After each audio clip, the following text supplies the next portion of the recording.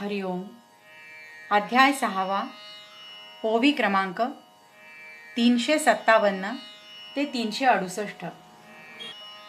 यथा दीपो निवातस्थो नेंगते सोपमा स्मृता योगिनो यतचित्तस्य युञ्जतो योगमात्मनः. निवाऱ्याच्या जागी असलेला दिवा ज्याप्रमाणे हालत नाही, तीच उपमा चित्ताचं नियमन केलेल्या आणि आत्मयोगाचं अनुष्ठान करणाऱ्या योगी मनुष्यासंबंधाने जाणावी.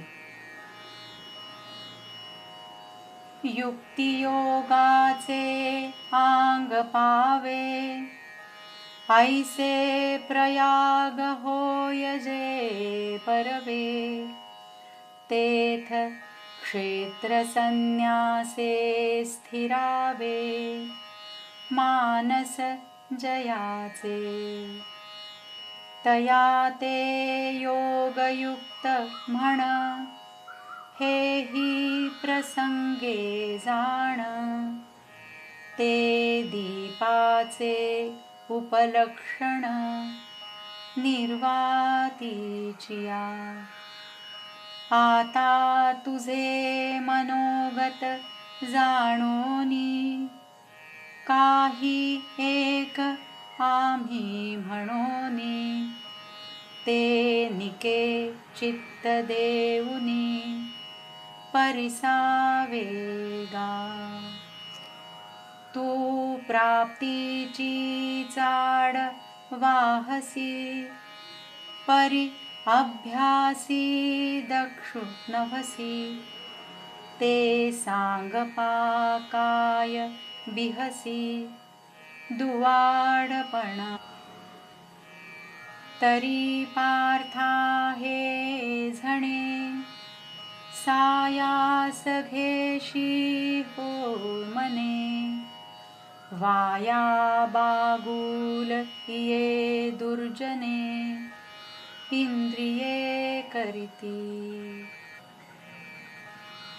पाहे पा आयुष्याचा आढळ करी जे सरते जीवित वारी तया औषधाते वैरी काय जिव्हान म्हणे. ऐसे हितासी जे जे निके ते सदाचिया इंद्रिया दुखे एरवी सोपे योगा सारिखे काही आहे. नियम आणि योग ज्यावेळी एकत्र होतात आणि असा दोघांचा प्रयागरूप चांगला संगम जिथे होतो त्या ठिकाणी ज्याचं मन क्षेत्र संन्यास करून स्थिर होतं त्याला तू योगयुक्त म्हण. त्या पुरुषाच्या मनाच्या स्थितीला निर्वात स्थळीच्या दिव्याची उपमा योग्य होईल हेही तू प्रसंगानुसार समज. आता तुझ्या मनातील अभिप्राय ओळखून तुला मी काही थोडं सांगतो ते तू चांगलं चित्त देऊन ऐक. तू प्राप्तीची इच्छा बाळगतोस पण अभ्यास करण्याविषयी तत्पर असत नाहीस. तर सांग बाबा, तू कठीणपणाला भीतोस काय? तरी अर्जुना, यात कष्ट आहेत असा तुझ्या मनाचा ग्रह कदाचित होऊन बसेल तर तो तसा होऊ देऊ नकोस. ही दुष्ट इंद्रिय याचा उगीचच बाऊ करतात. पहा बरं, आयुष्याला स्थिर करणारं आणि संपत आलेल्या जीविताला मागे आणणारं जे औषध त्याला जिव्हा शत्रू समजत नाही काय, त्याप्रमाणे आपल्या हिताला जे जे चांगलं ते ते ह्या इंद्रियांना सदोदित दुःखकारक वाटतं. एरवी योगासारखं सोपं काही आहे काय? यत्रो परमते चित्तं निरुद्धं योगसेवया यत्र चैवात्मनात्मानं पश्यन्नात्मनि तुष्यति। सुखमात्यन्तिकं यत्तद् बुद्धिग्राह्यम् अतीन्द्रियं वेत्ति यत्र न चैवायं स्थितश्चलति तत्त्वतः। जिथे योगाच्या अभ्यासाने नियमन पावलेले चित्त विषयांपासून परावृत्त होते, जिथे साधक आपणच आपल्याला पाहून आत्मस्वरूपी सुख पावतो, जे सुख सर्वोत्कृष्ट आहे, जे केवळ बुद्धिगम्य आहे, जे इंद्रियांना अगोचर आहे आणि जे सुख भोगीत असताना तो योगी आपल्या स्वरूपापासून चलन पावत नाही, असं सुख योग्याच्या अनुभवाला येतं. म्हणून आसनाची आगाढिका जो आम्ही अभ्यासू सांगितला निका, तेणे होईल तरी हो का निरोधू यया. एरवी तरी येणे योगे जै इंद्रिया विंदाण लागे, तै चित्त भेटो रिगे आपण पेया. परतोनी पाठी मोरे ठाके आणि आपणिया ते आपण देखे.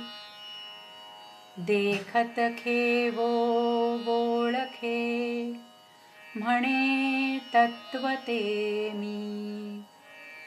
तिये ओळखीची सरिसे सुखाची या साम्राजी बैसे. चित्तपण समरसे विरोनी जाय. जया परते आणिक नाही, जया ते इंद्रिये नेणती कही. ते आपणची आपुला ठाई होऊनी ठाके. म्हणून आसनाच्या बळकटपणापासून आरंभ करून जो आम्ही तुला चांगला योगाभ्यास सांगितला, त्या योगाने या इंद्रियांचा निरोध झाला तर होईल. एरवी तरी या योगामुळे ज्या वेळेला इंद्रियांचा निग्रह होतो, त्यावेळेला चित्त आपल्या म्हणजे चैतन्याच्या भेटीला निघतं. ते ज्या वेळेला विषयांना सोडून परत अंतर्मुख होतं आणि आपण आपल्या आत्मस्वरूपाला पाहतं आणि पाहिल्याबरोबर त्याला स्वस्वरूपाची ओळख पटते आणि ते तत्व मी आहे अशा समजुतीवर ते येतं. त्या ओळखीबरोबरच ते सुखाच्या साम्राज्यावर बसतं आणि तिथे आत्म्याशी समरस झाल्याने चित्ताचा चित्तपणा नाहीसा होतो आणि ज्याहून दुसरं काही नाही आणि ज्याला इंद्रिये कधीही जाणत नाहीत असं जे चैतन्य, तेच चैतन्य मन आपण स्वतः आपल्या ठिकाणी होऊन राहतं. हरिओम.